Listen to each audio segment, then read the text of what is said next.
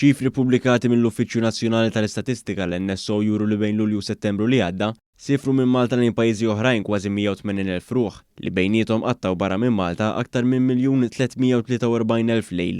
Dawn l-aħħar figuri jkomplu jindikaw li rkupru li qed iseħħ fil-qasam turistiku wara l-pandemija kemm fit-turiżmu l-ġewwa kif ukoll f'dak il-barra. Fil-waqt li l-għadd ta' nies li sifru minn Malta l-barra bejn Lulju u Settembru tal-2019 is-sena ta' qabel il-pandemija kien ftit aktar minn 208,000, fl-istess perjodu tal-2022 kienu diġà ntlaħqu kważi 181,000 persuna.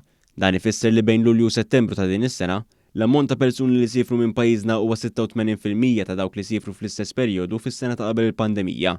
Intant jekk wieħed iħares lejn l-att ta' persuni li sifru l-barra minn Malta bejn Jannar u Settembru ta' din is-sena, jirriżulta li f'dan il-perjodu sifru 79% tal-persuni li kienu sifru fl-istess perjodu fl-2019. Ħafna minn dawk li vjaġġaw minn Malta bejn Lulju u Settembru ta' din is-sena, ċoja 44%, kellhom bejn l-24 u l-44 sena, warahom sifru l-aktar dawk bejn 45 u l-64 sena li ammontaw għal kważi 28%, xejn inqas minn 37% ta' dawk li sifru marru l-Italja. Wara l-Italja l-aktar destinazzjonijiet popolari kienu r-Renju Unitu u Franza. L-att medju tal-jili mqatta barra minn xtutna kien ta' ftit aktar minn 7 jili, fil-waqt li l-ispiża medja kienet ta' 935 € kull persuna.